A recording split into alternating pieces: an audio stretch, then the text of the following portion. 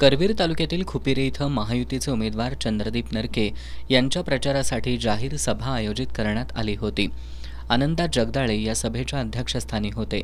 यावेळी सरपंच तृप्ती पाटील, पंचायत समिती सदस्या यशोदा पाटील, पक्ष निरीक्षक शारदा जाधव यांची प्रमुख उपस्थिती होती। या सभेत बोलताना चंद्रदीप नरके यांनी गेली 70 वर्ष काँग्रेसच्या नेत्यांनी गरिबी हटाव, देखेंगे, सोचेंगे, करेंगे या पलीकडे काहीच केलं नसल्याचा आरोप केला।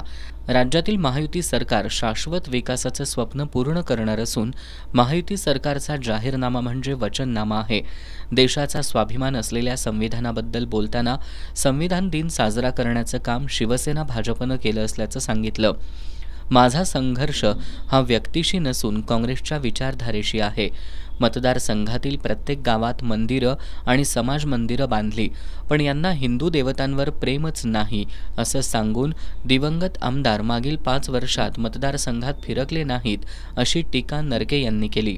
राज्यातील शेतकऱ्यांचा 7/12 कोरा करण्याचं आश्वासन या महायुती सरकारनं दिलं असून भविष्यात महापूर मुक्त कोल्हापूर करण्याचा महायुती सरकारचा प्रयत्न असल्याचं आश्वासन त्यांनी दिलं। जनार्दन पाटील यांनी यावेळी बोलताना जिल्हा परिषद सदस्य आणि अध्यक्ष असताना ज्यांनी परिते जिल्हा परिषद मतदारसंघाकडे पाहिलं नाही अशा विरोधी उमेदवारांना विकास काय कळणार असा सवाल केला। तर अजित नरके यांनी करवीर विधानसभा मतदारसंघ हेच आमचं कुटुंब असून याचं पालकत्व कायम राखण्यासाठी चंद्रदीप नरके यांना संधी द्या अशी भावनिक साथ घातली।